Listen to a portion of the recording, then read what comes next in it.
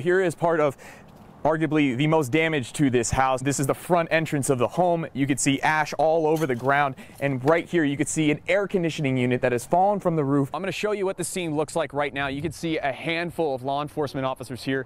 El Paso police are saying one person has died in a shooting at this apartment complex. Billionaire Paul Foster and local businessman Miguel Fernandez are making a play at some of downtown El Paso's most iconic buildings, like the Toltec building you see right over here to my left. The tunnel that Border Patrol agents found near the Chihuahuita neighborhood is about 25 yards long. The interesting fact about this is that it started in the U.S. and ends in the U.S. This project will also be made out of a lot of glass. So El Paso police have been out here for several hours. You can see behind me, they blocked off to Vargas Drive for this SWAT situation. Sheriff Wiles tells me that the reason for this policy change was simple. His office just doesn't agree with the separation of families. It also credits social media for posts like these to be able to notify parents when something goes wrong. The total price tag is about $5 million. The city says it found a way to more than double the amount of fields people can use. These cameras on the school buses give an extra level of security for the kids. They have these stop arm cameras to make sure that no driver is going around the school bus when they shouldn't be. If you're going to want to ride them though, you're going to need a valid driver's license. You're going to have to be 18 years or older, and you also need a valid credit card because you have to sign up with their mobile app. It's actually pretty fun and easy to ride. I've been enjoying myself for the last like 30 minutes now. Neighbors here tell me that people drive by this road going as fast as 45 to 50 miles an hour when they should be going 30. The main theme of their closing arguments was the evidence and the pressure that was put on witnesses by law enforcement officers. Take a look at our KFOX14 severe weather app. This is showing the high right now is 47 and feels like 41. Erica, Robert, to say the rain is coming down is an understatement. This is how it's pretty much been all day. A lot of this playground equipment looks brand new, but nobody's maintaining the park. All that's left is a couple of slides, some swings, and a whole lot of dirt. The University Interscholastic League is the authority in Texas high school sports when it comes to player safety. It was a day that was supposed to be filled with joy and excitement looking into the new school year, but it was a day that ended tragically. Actually, at the very edge of the street where this flooding is happening, the water's up to my ankles right now. All of this data is sent to different apparel companies and automotive companies to make them more comfortable and safer. The chief of police also tells us that 3 kids were also hit in this accident, approximately 7 years old, and they were all sent to different hospitals. Right now, we're going to send it up to our KFOX14 Skycam right now to kind of give you an aerial view of what's going on here. You can see they have shut down the street of Bear Ridge. Topgolf says that it took these concerns into consideration when they were being welcomed as the new neighbor. It says throughout all of the town halls, one of the major issues people had was trying to find parking on game day. And some are wondering when tailgate rules will be changed so they can bring their lawn chairs inside of campus faster. You can still see some of the bending parts of this fence after it's been repaired. Some neighbors tell me that they aren't too shocked that this type of accident happened because a lot of drivers treat this section of road like it's I-10. There have been, accidents. Some neighbors who live just off Montoya in the Upper Valley say speeding is an issue on this road. I've been driving down the road and people are, cutting around me because I'm not going fast enough. El Paso police say a 13-year-old girl has life-threatening injuries after she was hit by a pickup while walking on Montoya earlier today. Other neighbors reached out to me saying some drivers treat Montoya like it's I-10. They say they're worried about their kids walking along the road with speeding drivers. Something Father James Robles can relate to. It could be dangerous. You can see there's no paved areas. It's just basically the canal, so yeah, it's concerning. All in all, they just wish people would follow the speed limit so their minds would be at ease. I just wish people would be more respectful of what the laws are concerning the roads out here. The speed limit is posted, but people choose to ignore it. So if people more in the area could be more aware of pedestrians or whatnot, not speed, follow the speed limits. What I was looking for was more of a credit builder car. Jacob Dennis came to El Paso to serve his country. The Army combat engineer needed a way to get around, so he bought a car at Star Motors. Since I was 16, got my first job, I've been saving up to buy a vehicle. And I wasn't able to do it while I was back home in Missouri. I was able to put $4,000 as a down payment, check directly to him for the car. Dennis says after he got done with his training in California, he went to Star Motors to go get his tags.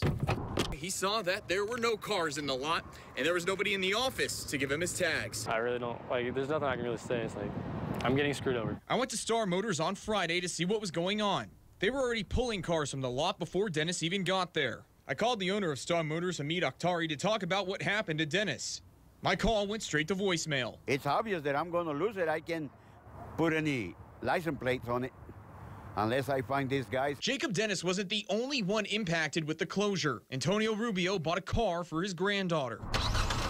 I'm here with nothing, and the money is gone, and now I got this car that I have to get some license plates on it. How am I going to do it? The El Paso County Tax Assessor's Office says customers who are impacted by these types of closures can get help. The office says people should bring any paperwork they have for the car, and the office will investigate. Those who were affected by the Star Motors closure want their own closure. I hope he ends up in jail and everybody gets their money back. It's very simple. This guy survived. Hold on, the guy pulled him out from this crash, man. It was a phone call no mother like Sherry Page ever wants to hear. Hearing from law enforcement, your loved one's been in a serious accident. When the state trooper called and asked me, do I know Jalen Williams, I knew something was wrong. And I said, yes, that's my son. The call left Page in disbelief. I think I froze several times in my place because I live in Houston. And I knew I just had to get here as soon as I could. Jalen was pulled from the truck by 3 people just before the fuel tanks blew. One of those 3 people was Brian Mitchell, a fellow truck driver. Paige tells me she and Jalen wanted to thank the people who saved his life. I am good. This is Sherry and Jalen. Hi, Sherry. Jalen is getting better, and you're on speaker, and he wants to say something to you. Can you talk, Jalen? How's it going, Brian?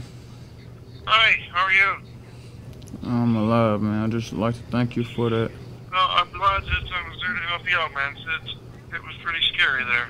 It means a lot for you to be scared, and you did it anyway. I really appreciate it. You're welcome, man. Just get better so you can get back to doing what you like to do. Thank you. All right, man. You be good. Get healthy. I really appreciate it. CBS4 on your side got a copy of the separation agreement for first retirement. I went page by page to see what was agreed upon by the city attorney and Mayor DeMargo. It came with $127,000 in unused sick leave employees are entitled to. But there was also $124,000 for 6 months worth of salary. That's not in her contract. CBS4 on your side dug up the contract. It states Firth can receive a severance package and the unused sick leave if she's fired. It says she can only receive payment for unused sick leave if she resigns. Mayor DeMargo was out of town last week when we tried to speak with him about the contract. Today, CBS4 on your side learned he would be at an event at the Wyndham Hotel. So we tracked him down to ask about first severance pay. Why was she giving a severance package for retiring? I'll talk about IC. No, Ryan, I don't have anything to say. No comment? Ryan, we made the comment. We have a meeting on Monday. What are you going to talk about on Monday? Look at the agenda. The mayor said, look at the agenda. So I went to the city's website to see what it says. It shows there's going to be discussion and action about the separation agreement, but nothing else. Newspaper articles, photos, and mementos take Virginia Francis back in time more than 18 years ago. This is a box of memories that we had since then, but then I didn't have the heart, or I could, emotionally, I wasn't prepared to open it. Virginia felt like many mothers when her son Patrick was playing football in middle school. Football was his life, so I only went to the games just because it is my son and I was supporting him. Patrick Francis was an offensive and defensive lineman for Hernando Middle School. He took a hit that would change his life forever. I felt it. I felt it in my heart that it was Patrick. I remember a neighbor of ours, she had her son playing there too, and I said, that's Patrick who fell. Patrick suffered a concussion after a helmet-to-helmet hit. He was in a coma for more than 70 days. Looking back now, Virginia shares a story about Patrick's lucky hat. It was close to the middle of the night, and he was undergoing a surgery, life-threatening surgery. There was this young boy, almost the age of Patrick, and he was wearing that hat. He got up and he told me everything was going to be okay. That moment, I thought that Patrick had left. He came to say goodbye. So then the doctor comes out and he says a miracle happened. He doesn't know what, but Patrick was going to be okay. Patrick would wake up, but he wouldn't be the same. He suffered a life-altering brain injury. His family has devoted their time to help others cope with brain injuries. It's hard to forget everything. It's been a long, long journey, but we believe that you can do that. You can overcome anything. What? You can overcome anything. Oh, you can overcome everything. Anything. Anything. Some El Pasoans aren't too happy to hear their property taxes might be going up again. There's so many more other things that we could be doing in this city, and the only thing they do is want to take money away from the people. I'm just thinking, how much are they going to go up? Are we going to be able to afford it? The city's chief financial officer gets where homeowners are coming from when it comes to tax increases. He says it's going towards the city's needs. They understand, where my tax dollars are going. And so we completely understand. And so we can point to now we have a police force that has 87 more officers than they had 4 years ago. So we have more officers out there on patrol. City Council is taking staff's recommendation of a 5.48% property tax increase from last year. That's going to be roughly $57 more in property taxes for your average homeowner. Let's say this is $1 of your total property taxes. The city of El Paso takes roughly a quarter of it, and the rest of it will be pocketed by the school districts, the county, and the hospital district. The city of El Paso says that it's using its property tax money for things that we didn't have 10 years ago, like improving our streets. Some people tell me they wonder why the city of El Paso didn't budget for these improvements earlier. You're asking me to speak for a previous administration, something that I can't answer to. I know that former mayor, former city manager were sensitive to the taxpayers. And so, they did everything they can to try to minimize taxes while still providing the level of service that they expected. Unfortunately, we're in a position now, unless we start to do something, we're going to fall further and further behind. She just wanted to help. She takes her shirt off of her back to give it to someone else. That's the way Crystal is. America's high school grad Crystal Almeida's Helping Nature started right here in El Paso. Her stepmother Maria says it's what inspired her career in law enforcement. She's a wonderful young girl, and she's a very strong young girl. She started her career in law, came to the police academy in Dallas. She wanted to be a police officer, and she did, and she's been in the police almost 4 years. Her father says Crystal was called to serve. I'm very proud of my daughter. Even though we know that she's in harm's way, that's what she likes to do.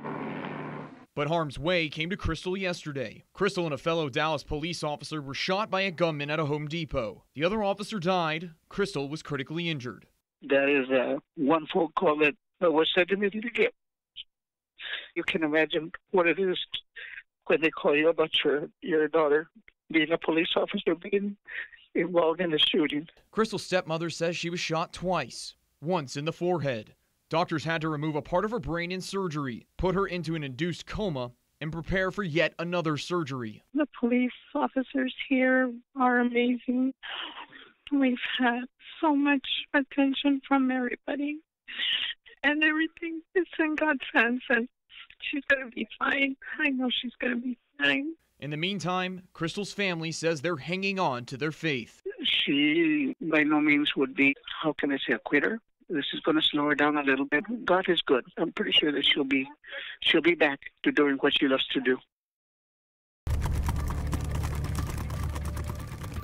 It's more of a hidden portion of the World Wide Web. The days of criminals heading over to a back alley to make a deal are long gone. Those deals can now be made online with the dark web. Have you ever heard of the dark web? Nope, never heard of it. I just personally thought people would just look up weird stuff on there. I've heard of drugs, being sold on it, human trafficking. Drugs, guns, just bad stuff. The FBI's El Paso field office says the dark web is a part of the internet you can't just stumble upon. But that one is more, like I said, hidden, and you require special software to keep yourself hidden. To avoid being caught, people use cryptocurrency like Bitcoin to make transactions. Those each have the technology behind it, have a use case for good purposes. We just have people who use them for bad purposes, and that's one of the caveats of them, that they can't be traced. People in El Paso are impacted by the dark web differently than, say, Cleveland. Federal agents conducted an operation there to stop drug trafficking. The FBI says El Paso is seeing people use the dark web for things other than just guns and drugs. It's something that can cripple a company with an email. Specifically, criminals in El Paso are using the dark web to buy computer viruses. Ransomware, basically what that is, it's a malware that infects your computer system and will encrypt your computer files, and then will ask for a ransom for the end user to have to pay in order for these files to be decrypted. So that's why it's called ransomware, because it actually holds your computer files as ransom. So it's like computer kidnapping, essentially. That's basically what it is. The FBI has seen El Paso businesses, large and small, hit with ransomware. Some have lost hundreds of thousands of dollars because of it. What happens is once the ransomware starts to spread, if one end user clicks on it, it can spread to other computers and other servers. The way they track this is now, let's say a ransom is $500 for a specific PC. Well, if 20 PCs get infected, that's $500 each. The simplest way to protect yourself and your files. You want to have backups of your latest files, and also the backups have offline backups. Definitely scary to know that those things go on, and there's not a whole lot they can do about it. Goes to show how the internet works. Yeah, how the internet works. How it's a good thing and how it's also can have a negative impact on society. The products, malicious. The customers, unknown. How do you stop something where something is anonymous? I guess that's a tough one. The dark web is a difficult place to catch criminals, but the simplest mistake can blow their cover. What usually trips them up, certain criminals, is they could be in the dark web and then they could probably send an email with the real name, and all of a sudden that can trace them back. The island of Puerto Rico was devastated by Hurricanes Irma and Maria, and almost a year later, the U.S. territory is still in need of help. Early in the recovery effort, some help came from the borderland, specifically Dr. Yvonne Santiago and 51 students from UTEP and NMSU. The students were itching to do something to help the people of Puerto Rico, and then I'm from Puerto Rico originally, so they contacted me. We did a total of 3 trips. The goal was to build a suspension bridge to help bring back a sense of normalcy to one part of the island. A trip not many college students would take. I chose engineering as a resource of learning how to solve problems, of how to help others. It's all about the people there, just knowing that they were struggling and in need of a lot of things they didn't have. Building the bridge came with a unique set of challenges. Sunscreen is really, really big. You don't want to get sunburned. You want to consider wind and raining. You were in Puerto Rico, you were in a tropical island. I was the project manager, so there was a lot of things thrown at my face. I did let stress take over me, but I'm going to commit to not allow the same mistake to happen again.